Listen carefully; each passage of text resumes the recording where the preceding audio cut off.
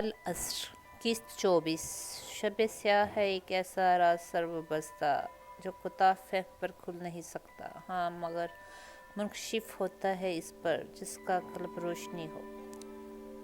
कुतब के दरमियान से नमदार होने वाली वो ये उखड़ी उखड़ी स्याह जिल्द वाली डायरी सईद साहिब की थी, जिसे खोलने पर वहाँ 1998 दिखाई देता है। वो वाकिफ था कि इन्हें ढाका में रोज़ाना की बुनियाद पर डायरी में कुछ न कुछ लिखते रहने की आदत थी। रूनमा होने वाला कोई अहम आलमी वाक़या, सान्या या फिर ख़ानदान में मुनअक़िद किसी तक़रीब, खुशी गमी की तारीख़, ये नहीं कुछ शायर, इक़्तिबास या गरां कदर ख़यालात, मगर दीगर का तो पता नहीं कि कहाँ थीं। हाँ मगर ये डायरी आखिरी सफ़र में उनके हमरा यहाँ आई थी और यहीं रह गई थी, जिसे उसने किसी मुतबर्रक शय की मानद अपने पास संभाल लिया। इस तरह किसी का ध्यान यूँ ना जा सका कि वो उनके ध्यान लगाने को और भी बहुत कुछ छोड़ गए थे। जहन के पर्दे पर एक तस्वीर सी बन रही थी। 1.5 साल बाद बिलाखिर डॉक्टर ने उसे बैसाखी के सहारे घर में ही थोड़ा बहुत चलने की इजाज़त दे दी थी, और वो लम्हा कि जब उसने अपने तौर पर बैसाखी के सहारे पहला कदम उठाया, इस एहसास को लफ्ज़ों में भला वो क्यों कर बयान कर सकता था कि ना जाने बेबसी थी रंज या दोबारा अपने कदमों पर खड़े हो जाने की मसरत। बहरकैफ इस रात वो जगजीत की कोई गज़ल सुनते हुए इसी डायरी की वर्करदानी में मुनहक था। तब ही उससे शदीद प्यास महसूस हुई। सो डायरी एक तरफ रख कर उसने साइड टेबल पर रखा पानी का जग देखा, खाली था। तब कुछ सोच कर वो साइड टेबल के साथ धरी बैसाखी करीब करके इसके सहारे उठा और बहुत आहिस्तगी से धीरे धीरे कदम उठाता कमरे से बाहर लॉन्ज में दाखिल हुआ। वहाँ की बत्ती हस्बे मामूल बंद थी, महज 0 पावर का नीला बल्ब रोशन था। वो आंखों को इस माहौल से मानूस करने की गर्ज से यकलख्त वहाँ ठहर गया था, और तब उसने एक सफ़ेद सी रोशनी को लॉन्च के इंतहाई सिरे पर वाक़या स्टोर रूम के बंद दरवाजे की निचली दराज से रेंगते देखा। वहाँ कौन है? कुदरती तौर पर उसने बेतरह फिक्रमंद होकर सोचा, मगर अगले ही लम्हे उसकी ये परेशानी तज्जुब अमेज़ हैरत में बदल गई कि कोई था जो स्टोर रूम का दरवाज़ा बड़ी एहतियात से खोलकर हाथ में पकड़ी टार्च बुझाते हुए तेज़ी से बाहर निकला और लॉन्ज से अकबी ज़हन को जाने वाले दरवाजे की सीमत तीर की तरह बढ़ता चला गया। ये रात के इस पहर में क्या हो रहा है? ये तो मुझे कहाँ ले आए हो? तूफानी रफ्तार से दौड़ती गाड़ी बिलाखिर एक महीब अंधेरे में डूबे बंगले की पोर्च में आकर ठहर गई थी। तब वरा जो रास्ता बरंजान हम सफ़र की हमराही के सबब अपना बेपना खौफ से लरज़ां दिल वक्त संभाले नोके मुस्कान पर बार बार नमदार होने जाने वाले आंसुओं को हिनाई हाथ की पुश्त से रगड़ती आई थी। सरवर शाह से पूछा तो वो जो अभी तक स्टीयरिंग पर हाथ जमाए बैठा था गर्दन मोड़कर उसे देखने लगा, कुछ गदली बेबाक निगाहों से। बताओ। वरा का दम उसे यूं अपनी जानब देखता पाकर सीने में अटकने लगा। ये कौन सी जगह है? कोकाफ इस पार। सरवर शाह दाएं अब्रोस ज़रा सा चढ़ा कर रास्तराना अंदाज में सरगोशी से मुशाबा आवाज़ में बोला तो एकदम चला उठी। क्या कह रहे हो? मुझे सहराब के पास जाना है? नहीं, रुकना तो यहीं पड़ेगा। वो लुत्फ़ लेने वाले अंदाज से मुस्कुराकर बोला, क्योंकि सहराब का दीदार तो अब कुछ दिन बाद ही कर सकोगी तुम। कुछ दिन बाद? ये सुनकर वहशत से वरा की आंखें फट सी गई। काका क्या कह रहे हो? ठीक कह रहा हूँ, वो बोला। देखो मुझसे इस तरह डरो मत, मैं कोई जिन थोड़ी हूँ जो तुम्हें खा जाऊँगा। मुझे कुछ नहीं पता। वो सरवर शाह के लहजे से टपकते गुनाहनेपन को पूरी तरह समझ तो नहीं सकी, ताहम कोई एहसास था जिसने बेदार होकर उसके अंदर सुर्ख बत्ती जला दी थी। तब भी खुद को ज़रा मजबूत जाहिर करते हुए बोली, मेरी बात कराओ सहराब से। मैं बताया ना कि अभी इससे रब्ता मुमकिन नहीं।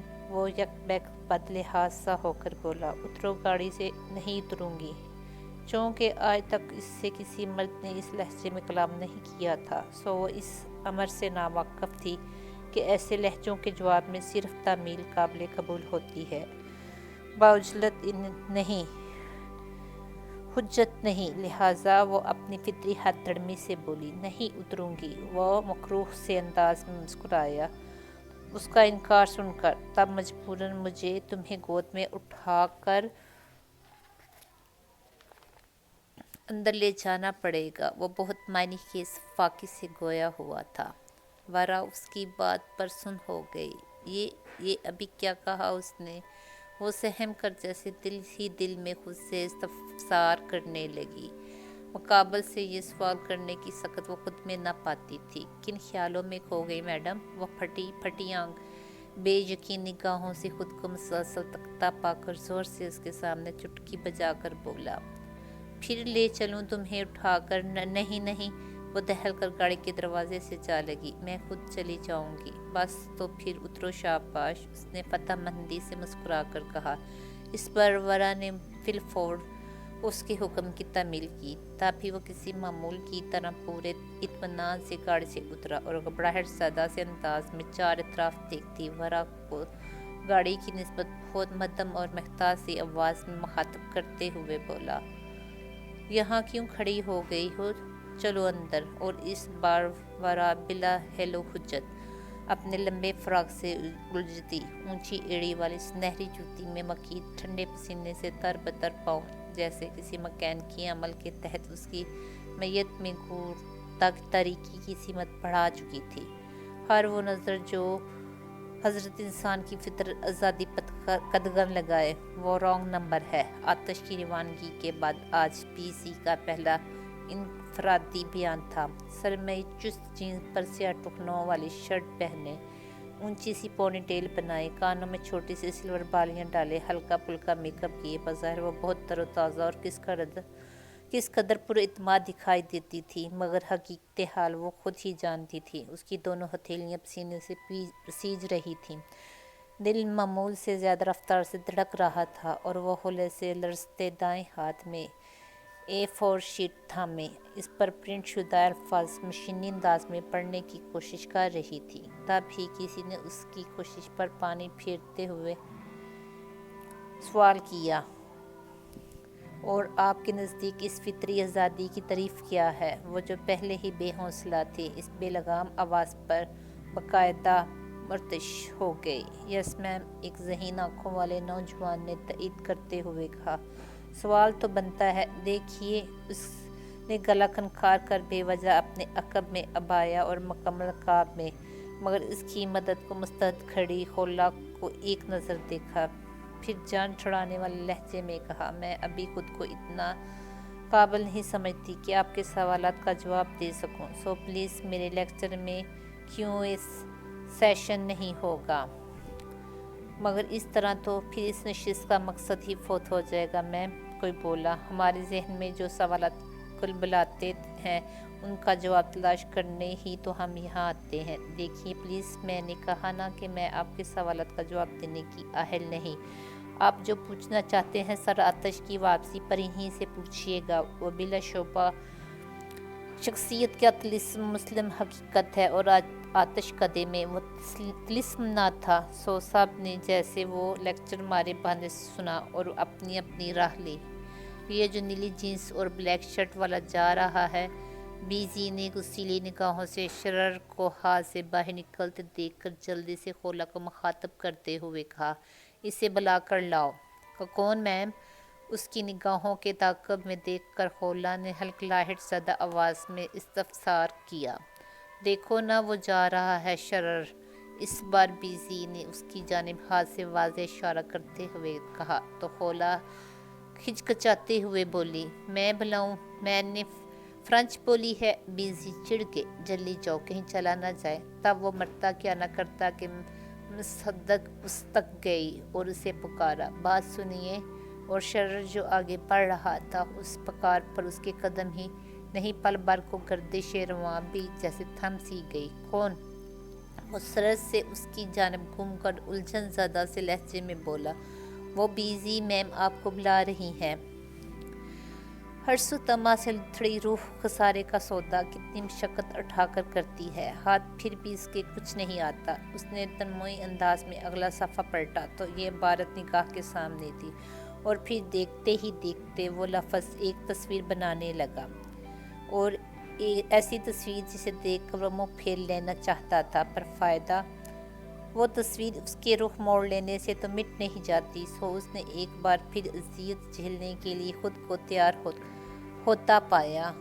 और आपका जो काम ही और सुरख साड़ी है ना। बाली आज किसी काम से फ़िरोज़ा के पास आए बैठी थी, और वो काम था क्या, अभी इस बाबत गुफ्तगू की इब्तिदा कर ही रही थी। कौन सा वाला? फ़िरोज़ा चुनकर चूँकि ज़हनी और जिस्मानी सेहत अब हद दर्जा गिर चुकी थी, और जो अब सरमई साड़ी में पिछले वक्त की चाकोचबंद जेवर कपड़े की शौकीन फ़िरोज़ा का शायबा दिखाई देती थी। बाली के कहने पर जहन पर जोर डालते हुए पूछा, और उनका ये सवाल बिल्कुल सही था कि इनके पास सुर्ख सब्ज़ रंग में अनवा किस्म की साड़ियाँ मौजूद थी। वही ना। बाली सामने से उठकर उसके नज़दीक आ बैठी और पूरे हवालाजात की मदद से इन्हें याद दिलाने लगी जो अब्बू ने आपको पटना से ला कर दिए थे, जिस पर छोटा छोटा सा चमकदार फूल बना है। होगा ना? फ़िरोज़ा ने गालबन याद नहीं आ सका था, तब भी ताहिर ज़्यादा लहजे में बोली। फिर क्या करें इसका? वो हम नंद की बेटी की शादी में पहनने के लिए दे दीजिए। वो किस कदर इजाज़त से बोली। वो स्टोर का बक्सा में रखा होगा। फ़िरोज़ा याद करते हुए बोली, तुम जाकर देख लो ना। और इसके साथ जो आपने ढाका बाली बनवाया था, बाली को खदशा था कि कहीं वैसे साड़ी देने से इनकार ही ना कर दे। दरअसल पहले भी ऐसा हो चुका था। फ़िरोज़ा उसके नदीदेपन से अपनी चीज़ों पर हक की मलकियत जताने पर खफा हो जाती थी। जब उन्होंने बड़े आराम से इकरार कर लिया, तब उसने जल्दी से अगली फरमाइश दागी। ए बाबू, क्या बताएं तुमको? फ़िरोज़ा माथे पर हल्का सा हाथ मारकर परेशानी से बोली। वो बाली तो कहीं गुम गया है। ए बाली का दिल जैसे किसी ने मुट्ठी में ले लिया। किधर रख दिया आप ऐसा बढ़िया बाली? हम तो यहाँ अलमारी के बंद खानों में रखे थे, फ़िरोज़ा बोली। तो वही होगा। नहीं है, फ़िरोज़ा चिड़चिड़े से लहजे में बोली। यही तो बता रहे हैं। हाँ, वो 2-4 दिन पहले हम इन्हें अपने चूड़ी रख कर गए थे। इन्होंने संगार मेज़ की जानब इशारा करते हुए मज़ीद बताया। वज़ू करके गुस्ल खाने से बाहर आए तो वह चूड़ी गायब था। आपका याददाश्त कमज़ोर हो रहा है, बाली तअस्सुफ़ से बोली।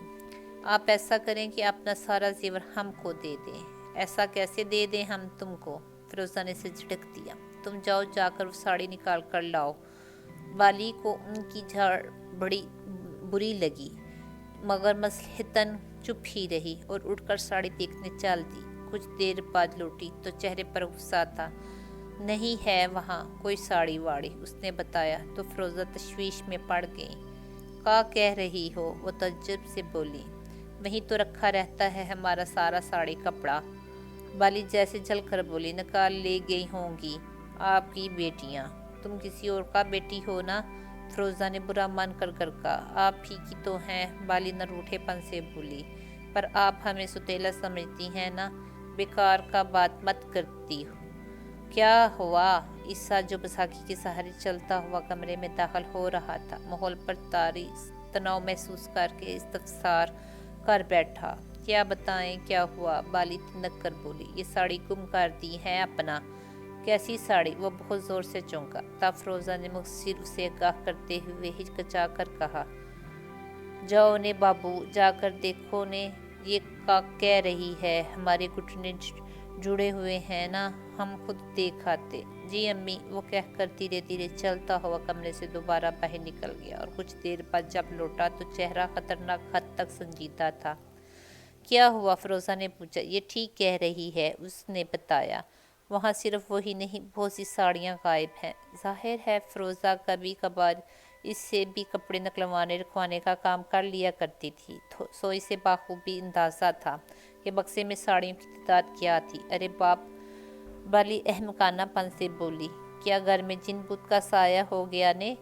जिन भूत आपकी साड़ियों का क्या करेंगे? ईसा नागवारी से बोला। क्या हुआ? क्या बात हो रही है? आमिर कुछ ही देर कबल बेदार हुआ था। बाली की आवाज़ सुनी तो इधर चला आया।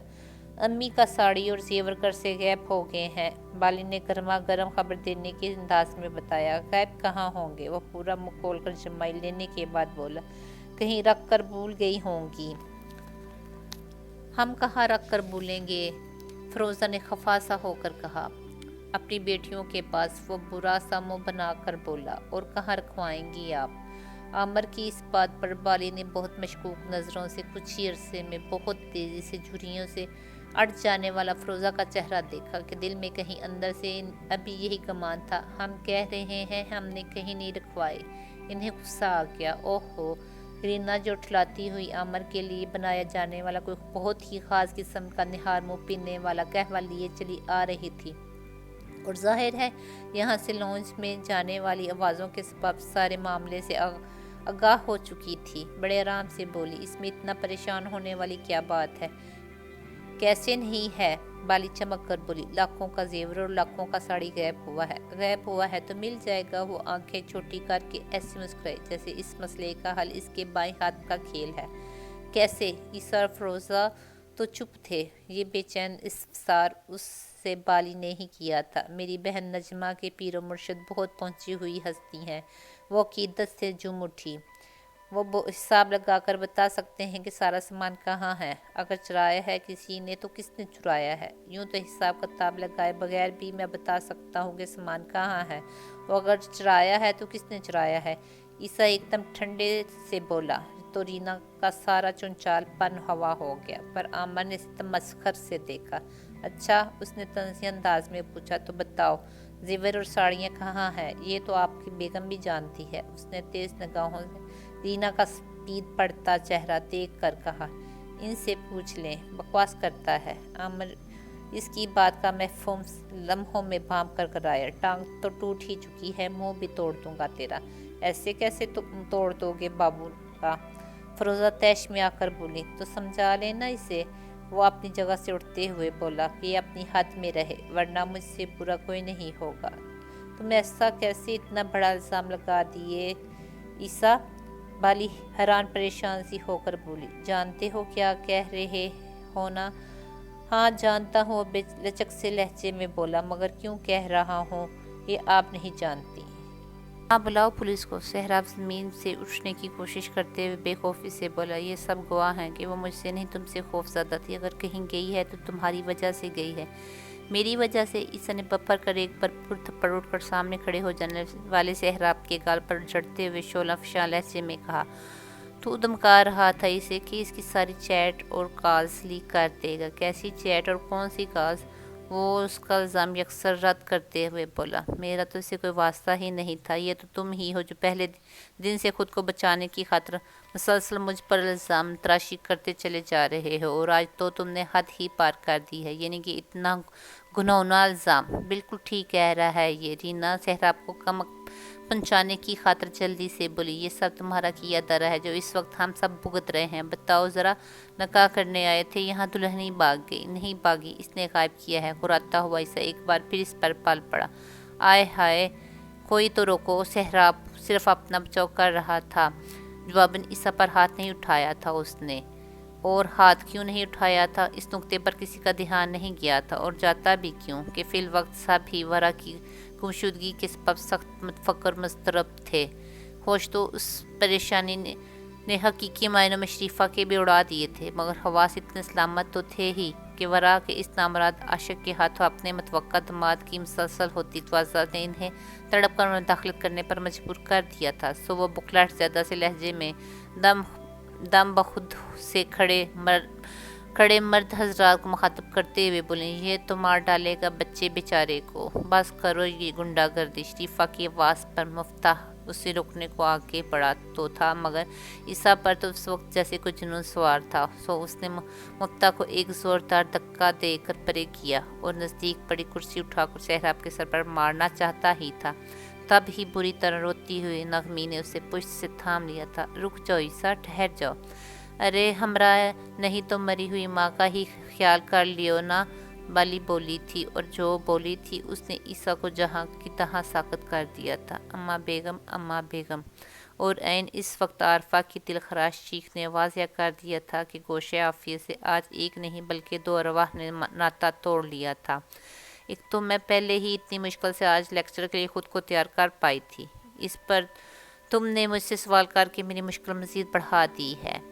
شرر اس کے بلاوے پر کسی خیال سے دامن چھڑاتے ہوئے اس تک چلا آیا تھا۔ سارا حال خالی ہو چکا تھا، صرف وہ اپنی وہیل چیئر پر، جبکہ شرر پوڈیم کے سامنے دھری چھوٹی سی میز پر ٹکا بیٹھا تھا۔ تو کیا ضرورت تھی خود کو اس مشکل میں ڈالنے کی؟ اس نے حال کی چھت پر نگاہ چما کر پوچھا۔ میری بلائی کی خاطر آتش نے مجھے اس مشکل میں ڈالا ہے، وہ بولی ایسے لہجے میں جیسے اس بات سے اتفاق نہ کرتی ہو، یعنی مشکل اپنے ساتھ بھلائی لے کر آتی ہے۔ وہ پتہ نہیں کیا ڈھونڈ رہا تھا چھت پر۔ کہنا کیا چاہتے ہو؟ وہ چونکی۔ کچھ بھی نہیں، وہ بے تاثر سے لہجے میں بولا۔ میں تو بس سوال کیا ہے تم سے۔ تو کیوں کر رہے ہو سوال؟ وہ جھلا کر بولی۔ کیا تمہیں لگتا ہے اگر میرے پاس ایسے سوالات کے جواب ہوتے تو میں ان حالات میں پھنسی یہاں ہوتی؟ تو پھر اور کہاں ہوتی؟ اس سوال پر بیزی کی خوابناک آنکھوں میں ایک پرسکون سے گھر کا منظر لمحہ بھر کو ابھر کر مدھوم ہو گیا۔ کیا سوچنے لگی؟ کچھ نہیں، وہ اداس ہو گئی۔ بتانا نہیں چاہتی، وہ سمجھ گیا۔ ہم کوئی اور بات نہیں کر سکتے، وہ چڑ گئی۔ ہم کوئی اور بات ہی کر رہے تھے، اور اس نے تیوری چڑھا کر جتایا۔ ہاں تو بس وہی بات کرو، وہ برا مان کر بولی۔ اور پلیز نیکسٹ لیکچر میں تم مجھ سے کوئی سوال نہیں کرو گے۔ میں نہیں کروں گا، پر لوگ تو کریں گے، اس نے گاہ کیا۔ میں سب کو منع تو کر چکی ہوں۔ وہ پریشان ہو گئے۔ وہ باز نہیں آئیں گے کہ کرنے یہی آتے ہیں، وہ غمگینتا سے بولا۔ جواب نہ ملنے پر وہ ان کا اعتماد آتش کی بہترین اسٹوڈنٹ پر سے اٹھنے لگا۔ وہ بددل ہو جائیں گے۔ پھر اب کیا کیا جائے؟ کہہ تو وہ ٹھیک ہی رہا تھا، اس نہج پر تو اس نے سوچا ہی نہیں تھا۔ وہ فکر مندی سے پوچھا۔ تم چاہو تو میں تمہاری مدد کر سکتا ہوں۔ آنکھ سے گرنے والا ہر اشک نہیں ہوتا، پر اس کا اصل پہچان ماننا بڑے تجربے کی دین ہے۔ کیسا کھرا سچ لکھا تھا اس صفحے پر، جسے پڑھ کر وہ سنجیدگی سے بے اختیار مسکرایا۔ دشواری تو یہی تھی کہ اسے آنسوؤں کا ہر رنگ بخوبی سمجھ میں تو آتا تھا، پر یہ صلاحیت اسے حاصل نہ ہو سکی کہ وہ کسی اور کو بھی سمجھا سکے۔ ہائے اللہ، اتنا گھٹیا الزام! عیسیٰ نے چونکہ صاف طور پر اسے اسٹور سے نکلتے نہیں دیکھا تھا، مگر شک پہلے مضبوط تھا۔ سو بہت محتاط الفاظ میں اس نے رات اسٹور سے نکل کر اغبی صحن کی جانب جانے والی کسی ہیلے کا ذکر کیا تھا، اور بس چور کی داڑھی میں تنکا کے مصدق۔ رینا نے رو رو کر آسمان سر پر اٹھا لیا۔ میں کوئی گرے پڑے خاندان کی ہوں؟ میں نے کبھی زیور کپڑے نہیں دیکھے جو میں اپنے ہی گھر میں چوری کرتی پھروں گی؟ ارے نہیں دلہن! فروزہ کو اس کے اس پوری طرح رونے نے شرمندہ سا کر دیا۔ تم کا چوری کرنے کی ضرورت ہی کیا ہے؟ تم جو چاہو مانگ سکتی ہو۔ میں نے مانگا کبھی؟ وہ سسک کر بولی۔ ایسی ندیدی نہیں ہوں میں، اپنا دل کیوں خراب کرتی ہو؟ آنکھوں میں حد درجہ سنجیدگی لیے کھڑے عیسیٰ کو باقاعدہ تادیبی انداز سے گھور کر بالی رینا کی دل جوئی کی خاطر بولی۔ تم تو اتنا اچھا ہو کہ ہم تو اپنا سسرال میں بھی تمہارا ہی تعریف کرتے ہیں نا۔ ایک ہمارا بڑا بابی ہے جو اپنے دلہا کو یہاں لے کر چمپت ہو گئی۔ یہ تو تم ہی ہو جس کا دم سے ہمارا مائکہ آباد ہے۔ بیمار ساس کا بھی خوب خدمت کی ہو نا، اور ٹانگ ٹوٹے دیور کا بھی۔ ہم تم کا نہیں جانتے کاہے؟ جانتے ہیں تو کیا ہوا؟ بالی اپنے حق میں کی جانے والی تحسین امیز الفاظ پر مبنی تقریر سن کر وہ کچھ مطمئن سی ہوئی تو ضرور، مگر لہجے سے دل گرفتی اور تعصب سے جانے نہ دیا۔ پھر بھی اتنا بڑا الزام تو اس نے لگا ہی دیا نا مجھ پر۔ تم پر الزام کہاں لگا دلہن؟ فروزہ نے عیسیٰ کا سنجیدہ چہرہ دیکھ کر اب کی بار اس کا دفاع کرتے ہوئے کہا۔ وہ تو بس ایک بات کر رہا ہے کہ اس نے رات کو اسٹور سے کسی کو نکلتے دیکھ لیا تھا۔ گھر میں تم ہی لوگ رہتے ہو، اب تم لوگوں سے نہیں پوچھے گا تو کس سے پوچھے گا؟ ہمیشہ کی طرح اس فسادی کی بے جہاں طرفداری مت کریں امی۔ امر جتنی دیر سے سر نیچے کیے بائیں ہاتھ کا مکہ بنا کر ہونٹ پر رکھے خدا جانے کس سوچ میں گم تھا۔ فروزہ کی بات پر ایک جھٹکے سے اٹھتے ہوئے بولا۔ اس کے اس طرح پوچھنے کا مطلب صاف صاف وہی ہے جو رینا نے کہا ہے۔ دلہن غلط سمجھی ہے، فروزہ بولی۔ تم اس کا سمجھانے کی بجائے ہم سے بڑھ رہے ہو، ہم سے تو کچھ کہنا ہی فضول ہے۔ وہ تلملا گیا، پھر مستقل روتی ہوئی رینا کو مخاطب کرتے ہوئے بولا، چلو ادھر سے، اب اس بغیرت کا کوئی بھی کام کرنے کی ضرورت نہیں۔ آپ سب کے سامنے مار مار کر اس بدبخت نے میرے بچے کا حشر کا نشر کر دیا ہے، اور آپ کہہ رہی ہیں کہ اس سے کہو FIR نہ کٹوائے۔ گوشے عافیت کے سمر روانہ ہونے والی مخصوصی برات کا رنگ تو خیر پہلے ہی کچھ چوکھا نہ تھا، پر واپسی پر یوں ہوا کہ گویا لٹے پٹے سے قافلے کے مسافر ہوں، ہر قدم شکستہ، ہر دل باری، ہر آنکھ نب۔ ہاں مگر رینا، اس کے نہ قدم شکستہ تھے، نہ ہی دل باری اور نہ ہی آنکھیں۔ اس میں تسکین حاصل کر لینے کا نشہ چمک رہا تھا۔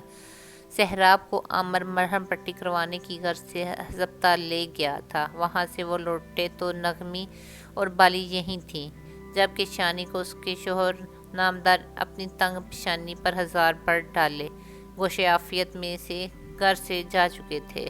شونا کو سہراب کی طرف سے خدشہ تھا کہ کہیں عیسیٰ کے خلاف FIR نہ کٹوا دے، چنانچہ انہوں نے رینا سے بات کی، جس پر وہ آگ بگولا سی ہو کر بولی۔ تب نغمی نے ایک گہری نگاہ حد درجہ شرافت سے مرہم پٹی کروائے بیٹھے سہراب پر ڈالی اور غمگینتا سے پوچھا، پر اس سے سہراب پر شک کیوں ہوا؟ یہ بھی تو پتہ چلنا چاہیے۔ کیا پتہ چلنا چاہیے؟ اس بار عامر بھڑک کر بولا، کیا تم سب نہیں جانتے اسے میرے سسرالیوں سے خدا واسطے کا بیر ہے؟ تو اور کیا؟ ریما نے پھک کر رونے کی کوشش کرتے ہوئے کہا، کیسے کیسے الزام لگاتا رہا ہے وہ میرے گھر والوں پر، اور اسے بھی اب چین نہیں۔ بات تو تمہارا بھی ٹھیک ہے، بالی گردن ہلا کر بولی۔ وہ ہمیشہ کی طرح فوراً ہی عامر اور رینا سے متفق ہو گئی۔ بات اگر ٹھیک ہے، رینا ان کے حامی ملانے پر مزید تنتناہٹ سے بولی، تب FIR بھی ضرور کٹے گی۔ نہیں خالہ، دفتر سہراب بہت متانت سے لب کشا ہوا، میں کوئی FIR نہیں کٹوانا چاہتا۔ ارے رینا نے اسے گورا، کیوں نہیں کٹوانا چاہتے؟ تمہیں کسی سے ڈرنے کی ضرورت نہیں ہے، سمجھے؟ بات ڈرنے کی نہیں۔ یہ جملہ حاضرین پر ایک طائرانہ نگاہ ڈال کر بولا، عزت کی ہے، ہم غیرت کے نام پر کٹ مر جاتے ہیں، اور میری غیرت یہ گوارا نہیں کرتی کہ اپنی خالہ کے دیور کو کچہری تھانوں میں گھسیٹوں۔ اسے خاندان کی عزت کا احساس نہیں تو مجھے تو ہے نا۔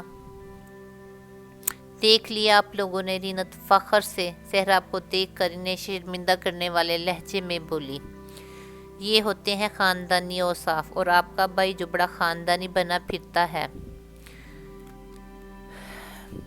معاف کیجیے، ہمیشہ اس نے خاندان کی ناک کٹوانے کا کام ہی کیا ہے۔ امی بگاڑ کر خود تو چلی گئی ہیں، عامر حقارت سے بولا۔ اب یہ بلا ہم سب کے سر پر چڑھ کر ناچ رہی ہے۔ وہ دونوں بڑھ چڑھ کر اپنے من پسند موضوع پر بول رہے تھے اور ان کے سر جھکے جاتے تھے۔ واقعی عیسیٰ نے ہمیشہ خاندان کو شرمندہ کرنے والے ہی کام کیے ہیں۔ یہ کام چوری کا اچھا طریقہ ہے، کام بگاڑ کر رکھ دو تاکہ آئندہ کوئی کام کرنے کا کہہ ہی نہ سکے۔ رضیہ چولہے پر چڑھی دیچکی کا ڈھکن ہٹا کر دیکھنے کے بعد زور سے اسے پٹکتے ہوئے بنائی تھی۔ کیا ہوا؟ خولہ، جس کے حواس تاحال بے قابو تھے اور جو اس وقت سر جھکا کر یوں پیاز کاٹنے میں منہمک تھی، گویا ساری دنیا میں اسے بس یہی ایک کام ہو رہا ہو۔ وہ رضیہ کی طیش زدہ آواز پر بے طرح چونک کر سر اٹھاتے ہوئے بولی تھی، خود آ کر دیکھو کیا ہوا ہے، رضیہ پھاڑ کھانے والے لہجے میں بولی۔ تب اس نے مکینکی انداز میں چھری وہیں میز پر رکھی اور آ کر پتیلے میں جھانکا۔ پھر بھی کچھ سمجھ میں نہ آیا کہ ہوا کیا ہے۔ تب نہ سمجھی سے اسے دیکھنے لگی اور اس کے اس طرح دیکھنے پر رضیہ کا پارا چڑھ گیا۔ میں نے تجھے میڈم کے لیے جو کا دلیا چڑھانے کا کہا تھا، وہ بھڑک کر بولی، اور تو نے ماش کی دال کو آگ لگا دی ہے۔ اوہ! اس پر گویا گھڑوں پانی بھر گیا۔ کیا؟ رضیہ نے کمر پر ہاتھ رکھ لیا۔ نہ آج تو مجھے یہ بتا ہی دے کہ آخر تیرا دھیان رہتا کہاں ہے؟ کیا وہیں فون میں؟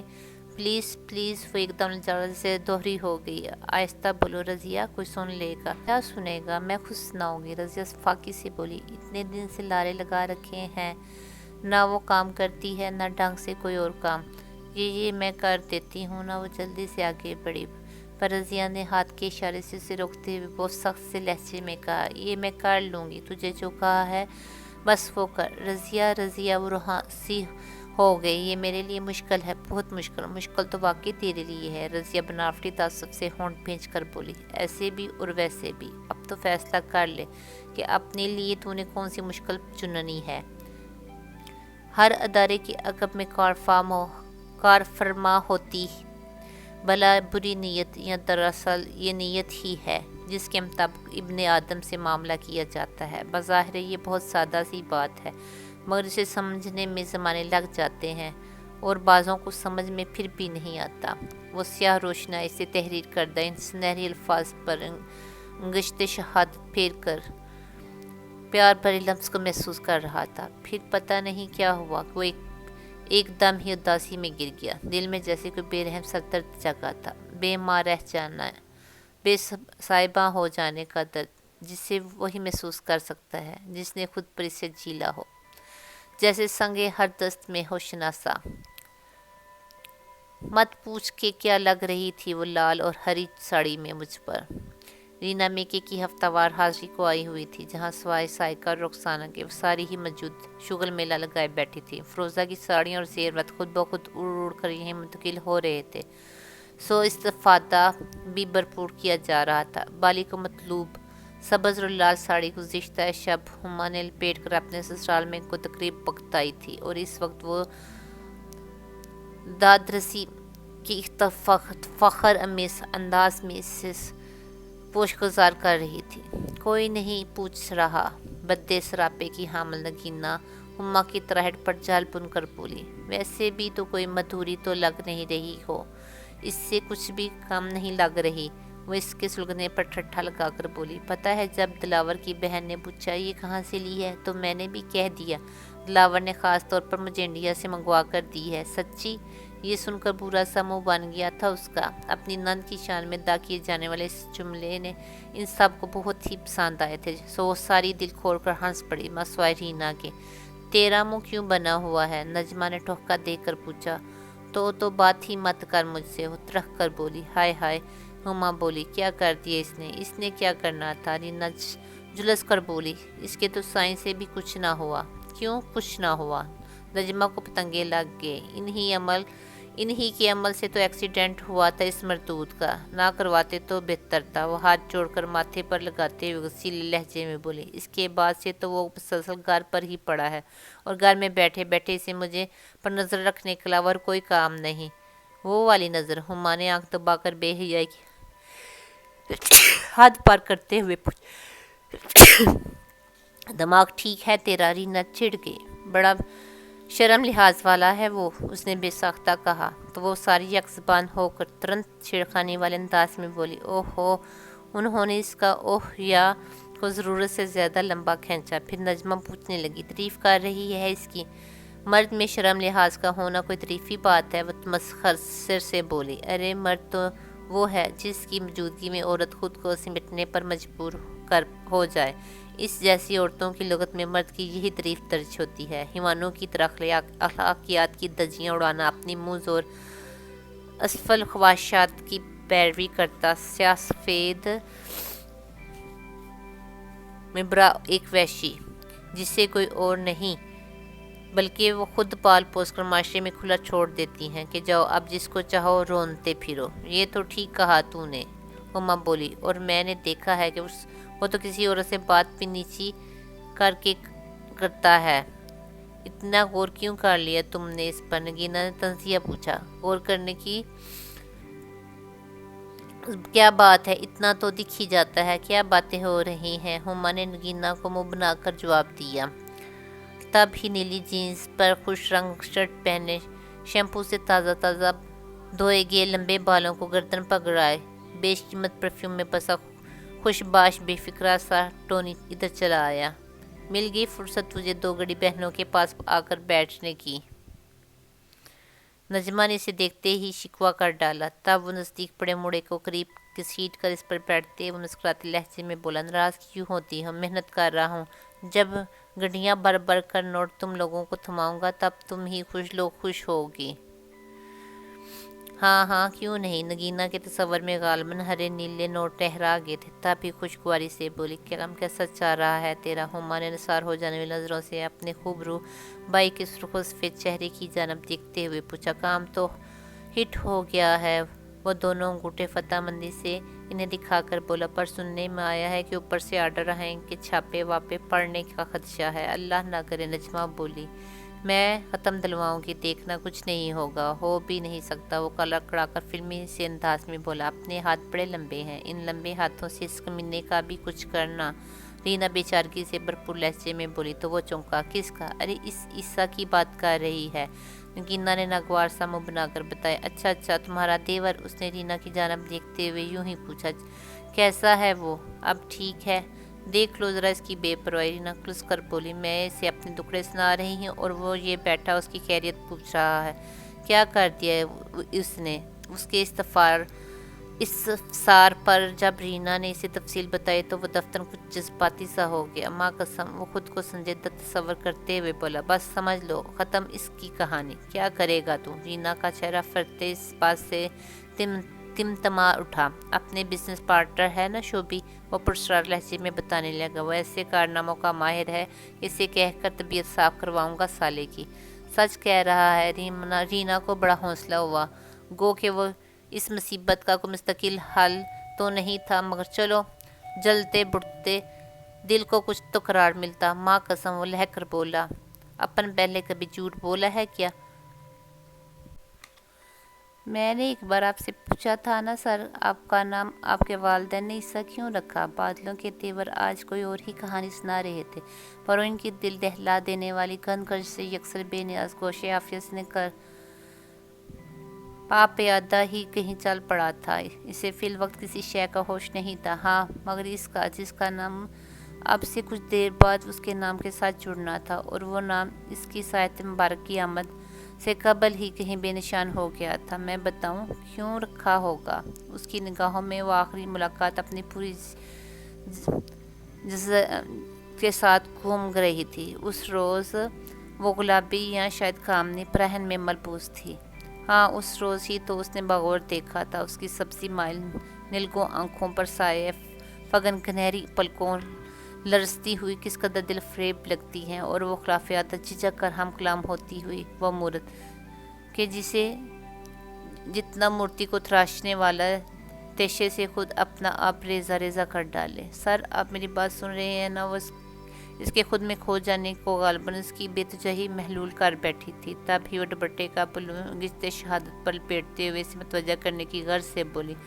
ہوں، وہ چونکا، پھر اپنی نگاہ کو لگام ڈال کر سنجیدگی سے بولا، تم کہتی رہو، میں سن رہا ہوں۔ سر آپ کا نام عیسیٰ ہے اور عیسیٰ کا وصف مسیحائی ہے۔ وہ اس کے منہ سے اس قدر بامعنی جملہ سن کر کچھ اور غور سے اس کی بات سننے لگا۔ وہ کہہ رہی تھی، اللہ نے شاید آپ کو میری مدد کے لیے یہاں بھیجا تھا، میں ہی سمجھ نہیں سکی کیسی مدد؟ وہ چکنا سا ہو کر بولا۔ سر وہ بولی، ایک سچ اس روز آپ نے مجھے بتایا تھا اور ایک میں آج آپ کو بتانا چاہتی ہوں۔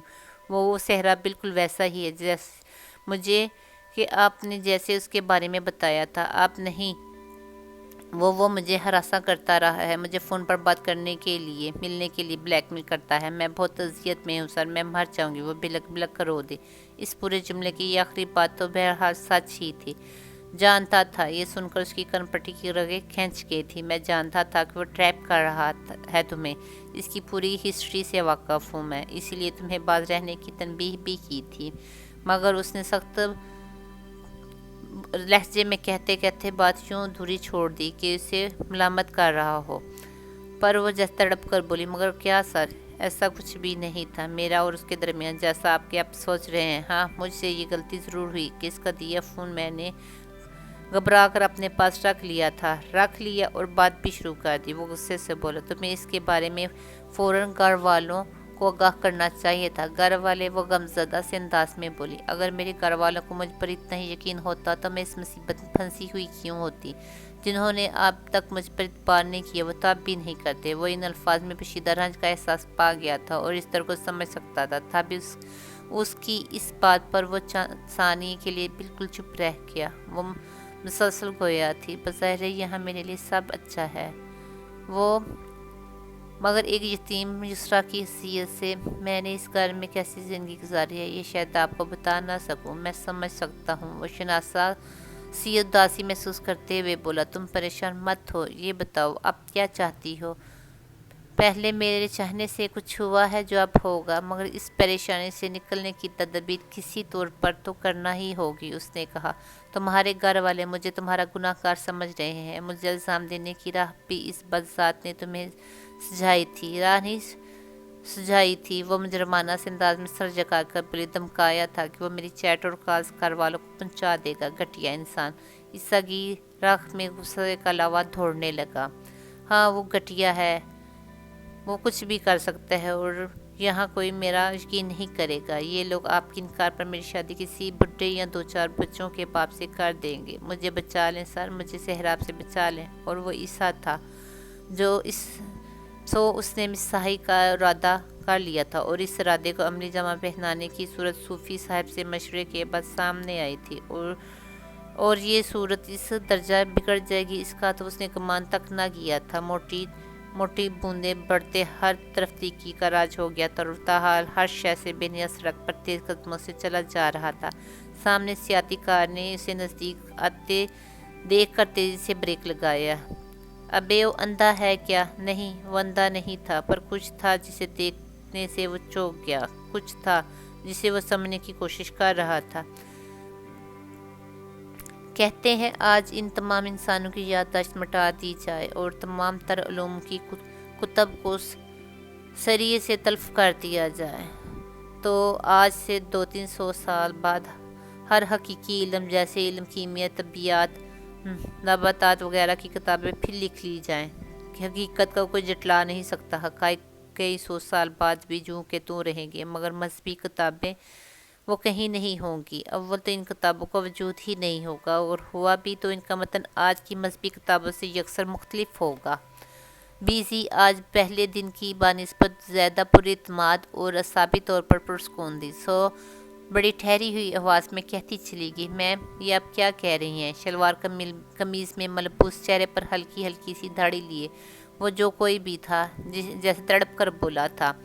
دیگر کا تو پتہ نہیں، مگر ایک کتاب ایسی بھی ہے جس کا ایک لفظ کئی 100 سال گزر جانے کے بعد بھی جوں کا تو موجود ہے اور تا قیامت یوں ہی رہے گا۔ تب بیزی نے اس کے کہنے والے کی جانب کس قدر ناگواری سے دیکھا اور بنا سوچے سمجھے ایک ایسا جملہ کہہ گئی جس نے یک سارے حال میں بے چینی سی پھیلا دی۔ پھر اس کے بعد تو اس پر سوالات کے ایسے تیر پھینکے گئے کہ وہ حقیقتاً بکھلا اٹھی۔ تب اس نے سامنے کی صف میں کرسی سے پشت ٹیک لگائے اپنے مخصوص پرسکون مطمئن سے انداز میں بیٹھے شرر کو امداد طلب نظروں سے دیکھا۔ وہ اسٹیج پر آنے کا خفیف سا اشارہ کیا، سو وہ اٹھا اور بے نیازی سے اس تک آیا اور ایک بے حد سنجیدہ سی نگاہ اس کے حواس باختہ چہرے پر ڈالے۔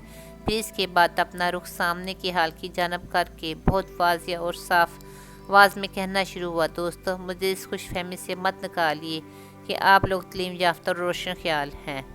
تعلیم یافتہ ہونے اور روشن خیالی کا مطلب اپنے عقیدے سے پھرنا نہیں ہوتا۔ شرر صاحب فاروق احمد جو آج یہاں موجود تھے بولے، اور عقیدہ فہم و فرست سے بلاتر بھی نہیں ہوتا۔ کیا کہنا چاہتے ہیں آپ؟ ابھی تو بس اتنا ہی بیزی جو کہنا چاہتی تھی آپ لوگ واضح طور پر سمجھ نہیں سکے۔ اس نے اپنا گشادہ سینے پر ہاتھ باندھتے ہوئے بہت اطمینان سے بیزی کا مقدمہ لڑنے کا ارادہ کرتے ہوئے کہا، تو آپ سمجھا دیں۔ کسی نے ناخوشگواری سے کہا تو وہ ترنت بولا، ضرور سمجھاؤں گا، پر آج نہیں، آئندہ نشست میں۔ ہائے ماں بیگم، ایسے بھی بھلا کوئی جاتا ہے؟ کل جہاں خوشیوں کا سما تھا آج وہیں آہیں سسکیاں سنائی دے رہی تھیں۔ لیاقت بیگم نے جسے دل سے لگا کر رکھا تھا وہی ان کا دل نکال کر لے گئی تھی، اور پیچھے رہ گیا تھا وہ جستے خاکی جو اس وقت سفید کفن میں لپٹا گوشہ عافیت کے لونج کے بیچوں بیچ رکھا تھا۔ زندگی کی اٹل حقیقت نگاہوں کے سامنے تھی۔ لیاقت بیگم سے عارفہ کا رشتہ ساز بہو سے کہیں بڑھ کر تھا، سو انہیں کش پر کش آ رہے تھے۔ مسلسل روتی ہوئی رجا اور واصلہ انہیں سنبھالنے میں ہلکان تھیں۔ اینا کی بگڑ جانے والی طبیعت کے پیش نظر شریفہ نے اسے کل رات ہی واپس بھجوا دیا تھا۔ وہ خود اس وقت لیاقت بیگم کی بے جان وجود کے پاس اس قدر خاموش بیٹھی تھیں گویا بولنا جانتی ہی نہ ہو۔ ایک جیتی جاگتی زندگی کو اپنے سامنے بے یار و مددگار لیٹے دیکھنا بھلا کوئی آسان بات تھی؟ सुना है नवासी भाग गई घर से, इसका सदमा बेचारी की जान ले गया। जी अल्लाह ये दिन किसी दुश्मन को भी ना दिखाए, ज़माना बड़ा ख़राब आने लगा है, बच्चियों पर कड़ी नज़र रखने की ज़रूरत है। जनाजे में शिरकत की घर से आई बैठी औरतें सरगोशियों में महफी गुफ्तगू थी। बाहर मर्दाने का माहौल भी कुछ मुख्तलिफ ना था। गुमशुदगी की रिपोर्ट दर्ज कराई। आरफ मियाँ दोहरे सदमे से चूर कंधे झुकाए आंखें झुकाए बैठे। आरफ से उनकी फूफीजाद ने पूछा, बात की है मैंने अपने दोस्त से, वो बहुत मध्यम लहजे में बताने लगे। पुलिस में होता है वो, इसके मशवरे से आगे बढ़ेंगे, बस अल्लाह रहम फरमाए। किसी और ने तबसरा किया, बच्ची तो एक रात ही बाहर गुजारे तो सब कुछ ख़त्म समझो। इस तबसरे पर इनके बराबर बैठे शरीफ अहमद जैसे ढह गए। अरसम और मुफ्ताह अलग ज़माने से भरे से नज़रें ज़माने भर से नज़रें चुराए चुराए फिर रहे थे। ये क्या कर गई हो वरा? मुफ्तान दिल ही में हुक उठी। वो क्या कर गई?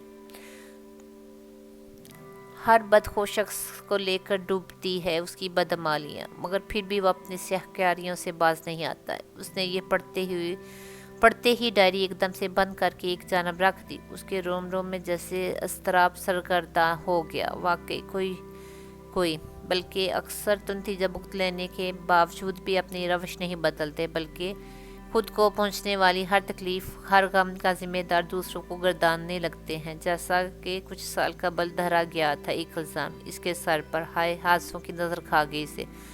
वो दिन छुट्टी थी और वो सारे बड़े अरसे बाद अपने मेके में इकट्ठी हुई थी, और ये साड़ियाँ और जेवरात की पुरस्कार गुमशुदगी का किस्सा भी ताज़ा था। सो रीना आज बढ़ चढ़ कर उनकी खिदमत दारद कर रही थी। खुद पर ईसा के लगाए गए घिनौने इल्ज़ाम को उसने गलत भी तो साबित करना था। बहर कैफ उसने मटन बिरयानी और चपली कबाब बनाए थे और आप मेज़ लगाने जा रही थी कि मेके से मसूल होने वाले इस कॉलेज के पैरों तले से ज़मीन खींच कर निकाल दी। हाय मेरा हीरो जैसा भाई, हाय मेरा शहजादा, क्या हो गया? इसकी दिल खराश चीखें सुनकर वो सारी आफ्ता खिजा सी वहीं दौड़ी चली आई थी। पुलिस ने गलत फहमी की बिना पर गोली मार दी टोनी को। बहनों के इस तफसार पर आमर ने संजीदगी से जवाब दिया, जिसे सुनकर बाली तो बाकायदा चक्कर खा गई। हाय अल्लाह, इतना जवान मौत, बहुत बुरा हुआ। शोना बोली, अल्लाह मरहूम की मगफरत फरमाए। नगमी अफसरदगी से बोली कि जबकि शानी बेसाख्ता रो पड़ी।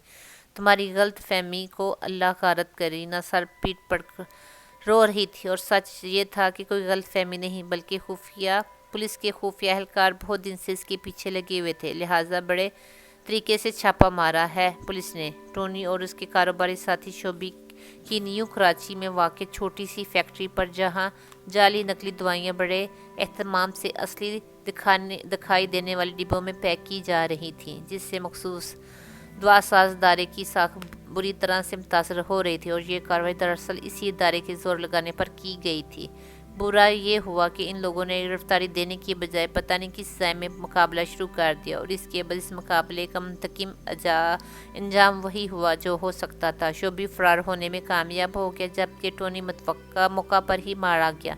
अरे इसकी तो तरक्की बर्दाश्त नहीं हुई दुश्मनों से। था तो मकामी इबरत, मगर अब भी वो इबरत की बजाय कुछ और ही हासिल करने में जुटी थी। दिल जल कर खाक हो गया। हम तो अब तक यहाँ वहाँ टमकटोइयाँ मारते फिर रहे हैं, वो इतनी सी उम्र में इतने बड़े कारोबार का मालिक कैसे बन बैठा? और इससे कुछ देर बाद जब सब लोग टोनी की कफन दफन के सिलसिले में घर से रवाना हो रहे थे, तब ईसा के पास आकर आमर बहुत खुरदरे लहजे में बोला, तुम्हें टोनी के जनाजे में शिरकत होने की कोई ज़रूरत नहीं। क्यों? वो चौंका। उसकी मुखबरी तुमने ही की थी ना। क्या बात कर रहे हैं? ईसा का माथा पुरशिकन हो गया। मैं क्यों करूँगा? मुझे तो ये भी नहीं मालूम वो क्या काम करता रहा है। ड्रामेबाजी मत करो, आमर ने दांत पीसे। सब जानता हूँ मैं। कुछ दिन पहले तुम सब के सामने चाय के ढाबे पर बैठे थे। वहाँ एक आदमी तुमसे टोनी के बारे में पूछ नहीं रहा था? हाँ, पूछ रहा था। उसे याद आ गया। वो कभी कभार घर से निकलकर धीरे धीरे चलता हुआ सामने वाक़ चाय के होटल पर जा बैठता था। वो लंबा तड़ंगा खुशगवार तबीयत का आदमी से वहीं मिला था। क्या पूछ रहा था उसने? आमर ने खूंखार नज़रों से उसे देखते हुए इस लहजे में इस्तफसार किया, गोया टोनी के मारे जाने में 7% इसका हाथ हो। बातों बातों में उसने टोनी का जिक्र निकाल कर बस इससे मेरा रिश्ता पूछा था और कुछ नहीं। ईसा साहब को इससे बोला तो आमर आतफ शाह बन गया। ज़्यादा होशियारी मत करो ईसा, जानता हूँ मैं तुम्हें, बड़ा भाई हूँ तुम्हारा। बड़े भाई हैं तो बड़े भाई बनकर बात कीजिए। ईसा खुरदरे लहजे में बोला, मरहूम के बहनोई बनकर नहीं, बकवास बंद करो। आमर धाड़ा, और मैं कह रहा हूँ तुम्हें जनाजे में शरीक होने की कोई ज़रूरत नहीं। ज़रूरत का तो पता नहीं। वो यासियत ज़्यादा लहजे में मुस्कुराया, और शायद मैं भी नहीं जानता, मगर अब ज़रूर जाऊँगा, क्योंकि मेरा इस मामले से कुछ देना लेना नहीं।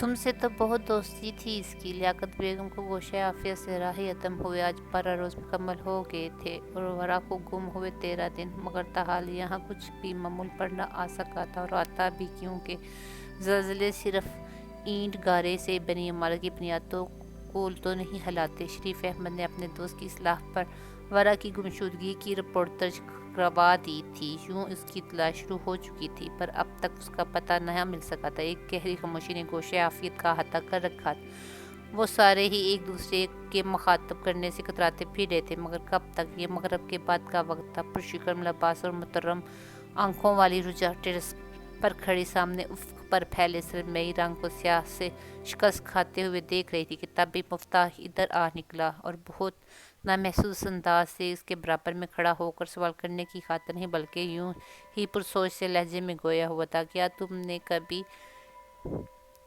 उसने कभी तुमसे कुछ नहीं कहा? इन दिनों वो क्या सोच रही है? रुझा को उसकी आवाज़ ने चौंका दिया था, और जाहिर है वो नाम लिए बगैर भी जानती थी वो किसी की बात पूछ रहा है। सो एक बहुत गहरी सांस लेकर बोली, नहीं। पर क्यों रुझा? वो बेबसी भरे लहजे में बोला। आखिर वो खुद को क्यों इस कदर तनहा समझने लगी थी? शायद हमने अपने रवैयों से उसे तनहा कर दिया था। वो रुक रुक कर बोली कि ये एहसास नदामत अब उसे दिन रात को चौकिल गा रहा था कि अगर उसका बर्ताव वरा से पहले ही की तरह होता तो शायद इन सब का इतना बड़ा नुकसान ना हुआ होता। शायद वो इसकी सोच तक रसाई पा लेती, शायद वो अपने साथ इससे बांट लेती। शायद तनहा किसने किया था? सिर्फ रुझा। वो बोला, मैं तो उसका साथ देना चाहता था, पर शायद उससे मुझ पर बार नहीं था। मुफ्ता की इस बात पर उसके दिल ने अजियत का एक और नया जायका चखा था। ताहम कुछ न बोली, मगर मुफ्ता के अंदर बहुत शोर था। तब ही वो कुछ बेकरारी से मुखातब करते हुए बोला, रुझा तुम इस तरह चुप क्यों खड़ी हो? कोई बात करो ना मुझसे, वरना ये सोच सोच कर मेरा दिमाग फट जाएगा कि वो इस जलील आदमी की वजह से कहीं चली गई है और हम कुछ ना कर सके। मगर तुम देखना, मैं इस कमीने को जान से मार दूंगा। नहीं मुफ्ता नहीं, उसके अज़ाइम जान कर रुझा खौफ से तुरंत बोली, तुम ऐसा कुछ नहीं करोगे। पुलिस इसे तलाश कर रही है ना, इंशाल्लाह जल्द मिल जाएगी। वो जानता हूँ हमारी पुलिस कितनी एफिशिएंट है। वो तंजिया बोला, वो जो कर रहे हैं करने दो, पर अपने तौर पर हमें भी कुछ करने की कोशिश करनी चाहिए ना। हम क्या कर सकते हैं मुफ्ता? वापस से लहजे में बोली, तुम इसकी अलमारी, दराज, कपबोर्ड, लॉकर सब देखो। वो पुरसोच लहजे में बोला, शायद वहाँ से कोई क्लू मिल जाए। पुलिस की टीम आई तो थी उस रोज़ उसके सामान की तलाशी लेने। रुझान ने गमगीनता से याद दहानी करवाई, वहाँ से तो ऐसा कुछ भी नहीं मिला था मुफ्ता। हाँ वाकई, इसका सारा जोश खरोश मानित पड़ गया। मिला तो वाकई वहाँ से कुछ भी नहीं था, मगर तुम देखना वहाँ एक सोने की अंगूठी मौजूद होगी। वह मुझे वापस ला कर दो। वही अंगूठी जो तुमने इसे दी थी। उसकी आंखों में जलन सी होने लगी और दिल में चुभन। मैंने नहीं, वो हद दर्जा गमज़दा से लहजे में बोला, आबाद भाई ने। आबाद भाई ने? वो ये सुनकर पूरी की पूरी उसकी जानब घूमी थी। हाँ रुझा, वो शिकस्त खुर्दा से लहजे में बोला। वरा आबाद भाई की मोहब्बत थी, मगर माम ने वो न जाने किस एहसास के तहत इसे तफसील से गाह करता चला गया, और रुझा को लगा अब तामर वो खुद को आईने में न देख पाएगी, और उसने बहुत सोच विचार के बाद अपने लिए निस्बत आसान मुश्किल चुनने का फैसला कर लिया था। बीजी इस वक्त लेक्चर में मसरूफ़ थी और उसने अगले 2-2.5 घंटे में ही हाल में मसरूफ़ रहना था। सो वह मौका पाकर कमरे में चली आई और एहतियातन दरवाज़ा बटन दबाकर मुकफ़्फ़ल कर लिया। लाकट की तलाश में बीजी के सरहाने की तरफ बढ़ी कि वो अपना लाकट वहीं रखा करती थी, मगर ये क्या, लाकट तो वहाँ नहीं था। फिर कहाँ हो सकता है? वो परेशानी से सोचने लगी। बीजी का सारा सामान वहीं तरतीब देती थी इस लाकट की वहाँ मौजूदगी का इम्कान तो सिफर था। हाँ अलबत्ता जब से वो खुद कार कुर्सी इस्तेमाल करने लगी थी, हो ना हो इसी में रखा होगा। लेकिन कहाँ वो दरवाज़ा लॉक ना कर रखी हो। वो सोचती हुई साइड टेबल तक आई और ज़रा सा झुककर दराज का हैंडल खींचा। दराज बंद नहीं था, सो बड़े आराम से खुलता गया। Hair brush, lip gloss, hand lotion, छोटा पाउच, मॉइस्चराइज, हम जैकी इम्पोर्टेड च्युइंगम, हम इसमें से बहुत कुछ रखा था, पर वो कहीं दिखाई ना दे रहा था जिसकी वो मतलाशी थी। कहाँ है वो लाकट, उसने बेचैनी से सोचते हुए अंदर पड़ा एक गुलाबी फूलदार रुमाल उठाया और उसके हाथ में कोई भारी सी चीज़ ठक की आवाज़ से दराज में जा गिरी। होला ठिठक कर अपनी जगह साकत हो गई। आंखों को खीरा करते पेंडेंट वाला लाकट निगाह के सामने था। उसने महसूस किया जैसे इसका पूरा का पूरा वजूद किसी ज़लज़ले की जद में आ गया हो। ये गलत है, ये गुनाह है। वो इसके अंदर से चलाया। उसने लाकट उठाने के लिए अपना हाथ आगे बढ़ाई। ये गुनाह है। शरीयत में चोरी की सज़ा हाथ से महरूम होना है। उसके अंदर शोर पड़ता जा रहा था और कातिल की किसी ने बहुत तंज़िया अंदाज से कहकल गा कर पूछा, और वो जहाँ की तहाँ बर्फ़ बन गए। और ठीक इसी लम्हे किसी ने खट से कमरे का दरवाज़ा दूसरी तरफ से खोला था।